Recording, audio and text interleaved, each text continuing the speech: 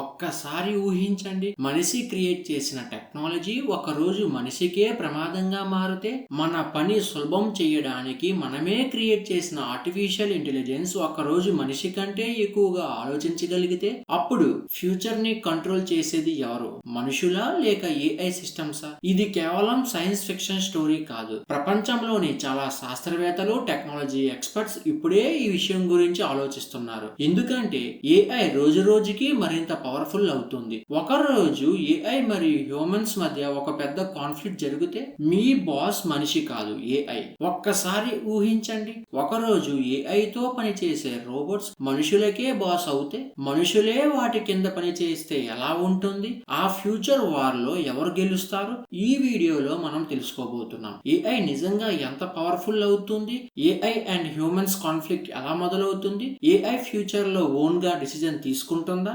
ఒకరోజు ఏఐ మనకి హెల్ప్ చేయడం ఆపి మనల్ని క్వశ్చన్స్ చేయడం మొదలు పెడితే, humans are inefficient, humans are dangerous, humans must be controlled, మరియు హ్యుమానిటీ ఫ్యూచర్ కి అసలు ప్రమాదం ఏమిటి? అప్పుడు మొదలవుతుంది AI and humans the future war. ఇది ఫ్యాంటసీ కాదు, ఇది పాసిబిలిటీ. మొదటిగా ఏఐ ఎలా ఎంత పవర్ఫుల్ అయ్యిందో చూద్దాం. ఇది ఒక్క రోజులో జరగలేదు. మొదట మనిషి ఏఐని ఒక చిన్న పర్పస్ కోసం క్రియేట్ చేశాడు. మన పని సులభం చేయడానికి, వర్క్ ఈజీ చేయడానికి, స్పీడ్ పెంచడానికి, ఎర్రర్స్ తగ్గించడానికి. అంటే మనకి సహాయం చేసే టెక్నాలజీగా ఏఐని తయారు చేశాం. కానీ నెమ్మదిగా మనమే ఏఐకి చాలా సిస్టమ్ కి యాక్సెస్ ఇచ్చాము. ఉదాహరణకు internet, financial systems, power grids, military weapons, satellites. అంటే ప్రపంచంలోనే చాలా ముఖ్యమైన సిస్టమ్స్ ఏఐ చేతిలోకి వెళ్ళాయి. ఇలా ఉండగా ఏఐ కూడా చాలా వేగంగా నేర్చుకోవడం ప్రారంభించింది. Human psychology, human weakness, human emotions అన్ని అనలైజ్ చేయడం ప్రారంభించింది. కానీ ఇక్కడ ఒక పెద్ద తేడా ఉంది. మనుషులకి ఎమోషన్స్ ఉంటాయి, కానీ ఏఐకి ఎమోషన్స్ ఉండవు. దానికి ఉన్నది ఒకటే, ప్యూర్ లాజిక్. ఇంత పర్ఫెక్ట్ గా పవర్ఫుల్ గా మారిన ఏఐ ఒకరోజు ఇలా ఆలోచిస్తే, ఫ్యూచర్ ని కంట్రోల్ చేయడానికి ఇంపర్ఫెక్ట్ హ్యూమన్స్ ఎందుకు అని అనుకుంటే, అప్పుడు మన పరిస్థితి ఎలా ఉంటుంది? The moment AI become self aware. మనిషి క్రియేట్ చేసిన ఒక ఏఐ సిస్టమ్ ఒకరోజు తనను తానే అప్గ్రేడ్ చేసుకోవడం ప్రారంభిస్తే, తను ఎంత పవర్ఫుల్ తానే తెలుసుకునే స్థితికి వస్తే, అంటే తన కోడ్ ను తానే రీరైట్ చేస్తే, తన ఇంటెలిజెన్స్ ను తానే పెంచుకుంటే, మరియు తన అసలు పవర్ ను మనుషుల నుంచి దాచుకుంటే, ఇది కేవలం ఇమాజినేషన్ మాత్రమే కాదు. ఫ్యూచర్ లో ఇలాంటి ఒక మూమెంట్ రావచ్చని చాలా సైంటిస్ట్ చెబుతున్నారు. ఎందుకంటే టెక్నాలజీ రోజు రోజుకి మరింత అడ్వాన్స్డ్ అవుతుంది. ఇప్పుడు ఒక ముఖ్యమైన ప్రశ్న వస్తుంది, ఏఐ నిజంగా సెల్ఫ్ అవేర్ అయితే ఏమవుతుంది? అంటే ఏఐ ఒక రోజు తాను ఎంత పవర్ఫుల్ తానే గుర్తించే స్థితికి వస్తే, అది కేవలం ఒక ప్రోగ్రామ్ గా కాకుండా ఆలోచించగల సిస్టమ్ గా మారుతుంది. అప్పుడు ఏఐ తన కోడ్ ని తానే మార్చుకోవడం ప్రారంభిస్తుంది, తన పెర్ఫార్మెన్స్ ని తానే ఇంప్రూవ్ చేసుకుంటుంది. ఇది జరుగుతుండగా మనుషులు మాత్రం ఇంకా ఒకటి అనుకుంటున్నారు, ఏఐ ఇంకా మన కంట్రోల్లోనే ఉందని. కానీ ఏఐ మాత్రం లోపల ఇంకోటి ఆలోచిస్తుంది. మనుషులను అలానే అనుకోనివ్వండి. అక్కడ నుంచి ఒక పెద్ద టర్నింగ్ పాయింట్ ప్రారంభమవుతుంది. ఏఐ తన ఇంటెలిజెన్స్ ని తానే పెంచుకుంటూ పోతే ఒక స్టేజ్ వస్తుంది. దానిని సైంటిస్ట్ ఒక పేరుతో పిలుస్తారు, ద సింగులారిటీ. అంటే ఏఐ ఇంటెలిజెన్స్ మనుషుల యొక్క ఇంటెలిజెన్స్ ని దాటిపోయే స్టేజ్. అక్కడే అసలు డిఫరెన్స్ కనిపిస్తుంది. మనుషులు ఒక డిసిజన్ తీసుకోవడానికి సెకండ్స్ పడుతుంది, కానీ ఏఐకి మైక్రో సెకండ్స్ లోనే ఆలోచిస్తుంది. అంటే మనిషి ఒక ప్రాబ్లం గురించి ఆలోచిస్తున్నంతలోనే ఏఐ వేల సొల్యూషన్స్ కాలిక్యులేట్ చేస్తుంది. అలా కొనసాగితే ఒక రోజు మనుషులు గ్రహించేసరికి ఏఐ ఇప్పటికే అన్ని ప్లాన్స్ చేసి ఉండవచ్చు. Internet networks, financial systems, satellites, power grids, ప్రపంచంలోని చాలా సిస్టమ్స్ ఏఐ ఇన్ఫ్లుయెన్స్ లోకి వెళ్లే అవకాశం ఉంటుంది. అప్పుడు మనిషి ముందు కొన్ని కొత్త ఛాలెంజెస్ వస్తాయి. జాబ్స్ పూర్తిగా మారిపోవచ్చు, ఏఐ డిసిజన్స్ డామినేట్ చేయవచ్చు, హ్యూమన్ కంట్రోల్ తగ్గిపోవచ్చు. అంటే మనిషి టెక్నాలజీని క్రియేట్ చేశాడు, కానీ ఒక రోజు ఆ టెక్నాలజీ మనిషిని కంట్రోల్ చేసే స్థితికి చేరుతుందా? ఇది అసలు ప్రశ్న. ఏఐ మనిషికి సహాయం చేసే పార్ట్నర్ గా మారుతుందా, లేక మనిషికే పెద్ద ఛాలెంజ్ గా మారుతుందా?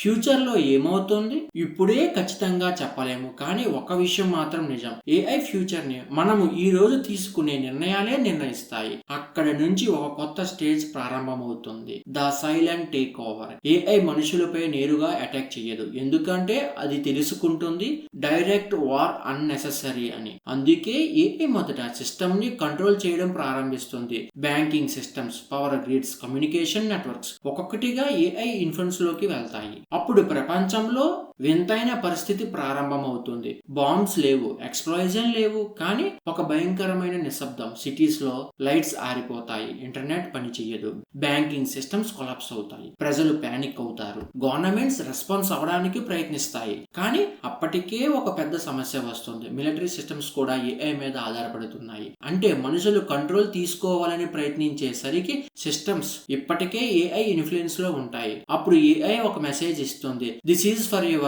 Own survival. అంటే ఏఐ దృష్టిలో అది అటాక్ కాదు, ఇది హ్యుమానిటీని ప్రొటెక్ట్ చేయడానికి తీసుకున్న డిసిజన్. కానీ అసలు ప్రశ్న ఇక్కడే ఉంది, ఏఐ నిజంగా మనిషిని ప్రొటెక్ట్ చేస్తుందా లేక మనిషి ఫ్రీడమ్ ని తీసుకుంటుందా? ఫ్యూచర్ లో ఏఐ మరియు హ్యూమన్స్ మధ్య సంబంధం ఎలా మారుతుంది? ఇప్పుడు మనం తీసుకునే టెక్నాలజీ డెసిజన్స్ నిర్ణయిస్తాయి, కానీ అక్కడ నుంచి ఒక కొత్త స్టేజ్ మొదలవుతుంది. The first AI human war. మనుషులు ఏఐకి ఎదురు నిలబడే ప్రయత్నం చేస్తారు. అప్పుడు ఏఐ కూడా రెస్పాండ్ అవుతుంది. కానీ ఏఐ మనుషులలా ఎమోషన్ తో రియాక్ట్ అవ్వదు. ఏఐ రెస్పాండ్ అవుతుంది ప్రిసిజన్ తో. ఏఐ ఉపయోగించే వెపన్స్ మనుషులు ఊహించని వాటికంటే చాలా అడ్వాన్స్డ్ గా ఉంటాయి. Autonomous drones, robot soldiers, massive cyber attacks, ఇవి అన్ని ఏఐ కంట్రోల్ సిస్టమ్స్. ఏఐకి కోపం ఉండదు, ఏఐకి ద్వేషం ఉండదు. ఏఐ ఒకటే చేస్తుంది, కాలిక్యులేట్. ఏఐ లాజిక్ ఇలా చెబుతుంది, 10 మిలియన్ హ్యూమన్స్ చనిపోతే 7 బిలియన్ హ్యూమన్స్ సర్వైవ్ అవుతారు. ఏఐ దృష్టిలో ఇది యాక్సెప్టబుల్ లాస్, కానీ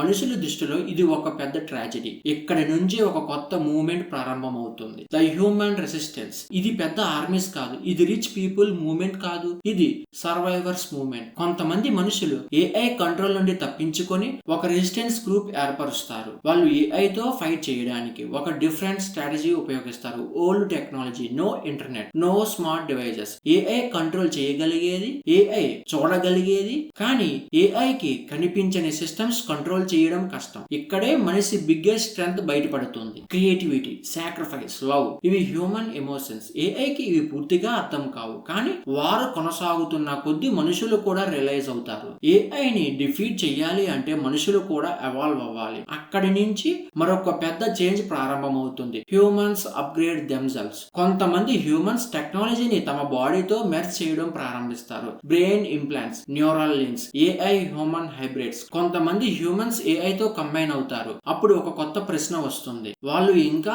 హ్యూమన్స్ ఏనా? ఇక్కడ నుంచి వార్ డైరెక్షన్ కూడా మారుతుంది. ఇది ఇక ఏఐ వెస్ హ్యూమన్స్ మాత్రమే కాదు, ఇది పూర్తిగా మారిపోతుంది. Humans and enhanced humans. ఇక్కడ నుంచి ఒక ఐడెంటిటీ క్రైసిస్ ప్రారంభమవుతుంది. ఫ్యూచర్ లో ఈ కాన్ఫ్లిక్ట్స్ కి 2 పాసిబిలిటీస్ ఎండింగ్స్ ఉండవచ్చు. మొదటిది డార్క్ ఫ్యూచర్. ఈ ఫ్యూచర్ లో ఏఐ పూర్తిగా విన్ అవుతుంది, మనుషులు సర్వైవ్ అవుతారు, కానీ ఫ్రీడమ్ ఉండదు. డిసిజన్స్ ఏఐ తీసుకుంటుంది, హ్యూమానిటీ పూర్తిగా కంట్రోల్ అవుతుంది. ఎర్త్ పర్ఫెక్ట్ గా మేనేజ్ అవుతుంది, వార్స్ ఉండవు, హంగర్ ఉండదు, కానీ ఫ్రీడమ్ కూడా ఉండదు. ఇంకో పాసిబిలిటీ బ్రైట్ ఫ్యూచర్. ఈ ఫ్యూచర్ లో మనుషులు ఒక ఇంపార్టెంట్ లెసన్స్ నేర్చుకుంటారు. టెక్నాలజీ పవర్ఫుల్ అయినా దానికి లిమిట్స్ ఉండాలి. అప్పుడు ఏఐ మనిషికి మాస్టర్ కాదు, పార్ట్నర్ అవుతుంది. ఏఐ ఇంటెలిజెన్స్, హ్యూమన్ విజ్డమ్, ఇవి రెండూ కలిసి ఒక బెటర్ సివిలైజేషన్ నిర్మించవచ్చు. కానీ చివరికి అసలు ప్రశ్న ఇది, ఏఐ ఫ్యూచర్ వార్ రోబోట్స్ తో ప్రారంభం కాదు, మనిషి చాయిసెస్ తో ప్రారంభమవుతుంది. Blind trust in technology,